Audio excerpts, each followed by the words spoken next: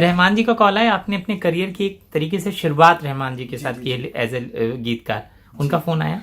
अभी तक उनका फोन नहीं आया, लेकिन डेफिनेटली वो बहुत खुश होंगे, बहुत खुश होंगे, क्योंकि उनको वो कहते हैं कि तुम किसी भी बड़े राइटर से कम नहीं हो। नहीं, आपने बहुत अच्छा काम किया। अपने ऑस्कर विनिंग फिल्म जय हो में काम किया है, उसके गाने, जय हो की कितने गाने लिखे थे? सलाम डॉग के एक ही गाना, एक गुलजार साहब ने लिखा था और एक मैंने लिखा था। तो हम बात कर रहे थे कि रहमान जी का कॉल जरूर आया होगा, क्योंकि उनके साथ आपने स्लम डॉग मिलेनियर जैसी फिल्म की है, उसमें गाने, कौन सा गाना लिखा था स्लम डॉग में? स्लम डॉग मैंने लिखा था रिंगा रिंगा। रिंगा रिंगा, बहुत ही खूबसूरत गाना था। उसकी कोई कहानी आपको याद आती है? कैसे आपको अप्रोच किया गया था? हालांकि रहमान जानते थे और रहमान ये भी जानते थे कि वो एक हॉलीवुड फिल्म के लिए गाना वो कर रहे हैं, ऐसे में वो बहुत सारे लोगों को अप्रोच कर सकते थे जिनका नाम बहुत बड़ा है। उनमें से एक थे गुलजार साहब, दूसरे आपको चुना उन्होंने। बताइए ना कहानी। रात के 11 बजे उनका फोन आया कि हाँ 11 बजे कि कहाँ हो रखी? मैं बोला घर पे हूँ, तो आओ जरा स्टूडियो।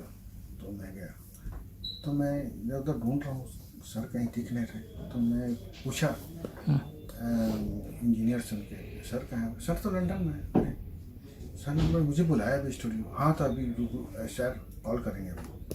तो वो आए जूम पे आए, तो बताया रहा कि एक ट्यून भेज रहा हूँ तुमको, तुम उसको पहले सुनो और उसको लिखना है चोली के पीछे गाना सुने हो, उस फ्लेवर में लिखना है। क्योंकि प्रोड्यूसर जो थे वो चोली के पीछे गाना पे ही शूट करने वाले थे, वो उसके राइट खरीदने वाले थे। चूँकि वो बहुत महंगी थी, गाना थोड़ा सा बहुत महंगा था। तो रामा साहब ने बोला कि ठीक है मैं इसको। अच्छा, स्लम डॉग के लिए चोली के पीछे खरीदा गाना वाला था, उसके राइट? हाँ, उसके राइट खरीदने वाले थे। ओके, फिर क्यों नहीं, किसका था वो गाना? सुभाष जी का, सुभाष घई साहब। हाँ नहीं, किस प्रोडक्शन के पास था? म्यूजिक किसके पास थे अधिकार? अच्छा, ये बात कर रहे थे अपना मुक्ता आर्ट से। अच्छा, ओके। तो शायद कुछ बात बनी नहीं है जो भी। तो रमा साहब ने बोला चलो मैं इसको करता हूँ। तो मुझे कहा उन्होंने कि चोली के पीछे गाना देख रहे हो ना, बस इसी फ्लेवर में लिखना है। और उन्होंने मुझे ट्यून दिया।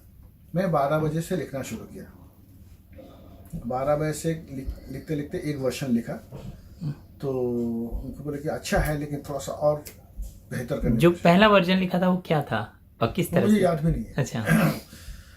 तो दूसरा वर्षन में ये लिखा जो अभी है, रिंग रिंग रिंगा रिंग रिंग रिंगा रिंग रिंग रिंगा रिंगा रिंग। तो ये जब मैंने लिखा तो रमान साहब ने बोला कि हाँ ये ठीक है। और तब लगभग 5 बज गए।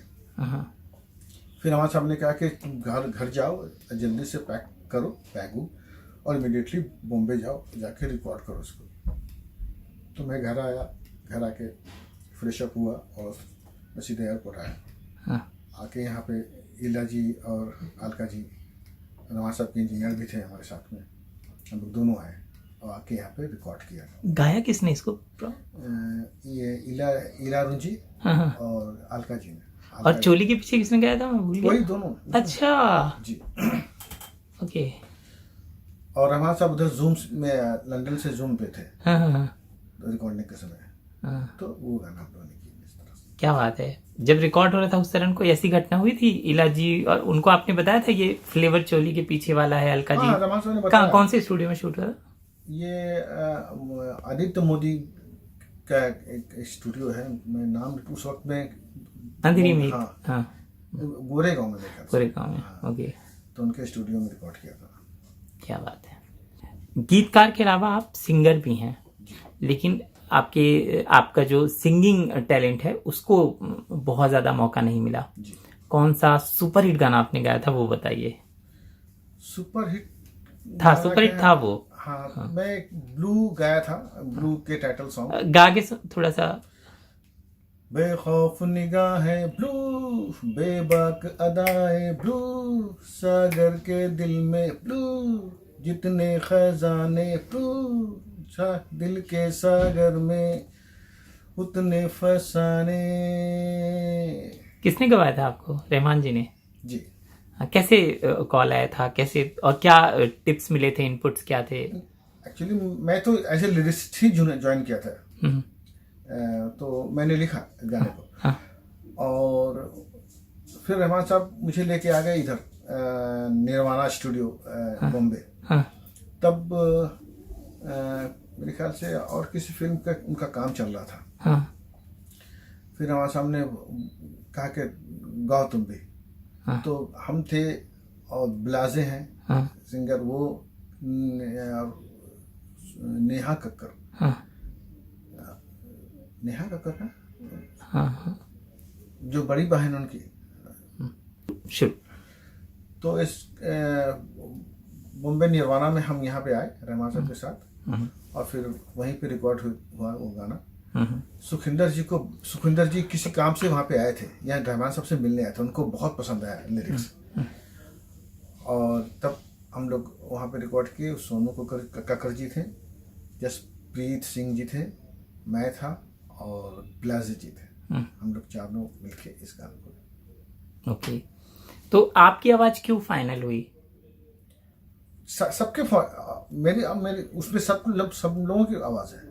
हाँ, 4 लोग गाए। लेकिन आप तो गीतकार के रूप में जुड़े थे, तो आपकी आवाज तो रिकॉर्ड आपने ऐसी ट्रैक किया था ना? जी नहीं, एक्चुअली क्या है, हाँ रहमान साहब जानते हैं कि मैं गाता हूँ। हाँ हाँ क्योंकि मेरा पहला गाना जो मैंने वाटर के लिए लिखा था वो भी मैं ही गाया था। हाँ हाँ हाँ वाटर के लिए जो मैंने लिखा था हाँ, गाना, आशाएं में रंग में रंग दूं, हाँ, उसमें 3 सिंगर हैं। उसमें मैं एक हूँ और एक सूजो भट्टाचार्य हैं, और ये है अपना एक लेडी सिंगर है, मैं उनका नाम अभी याद नहीं आ रहा।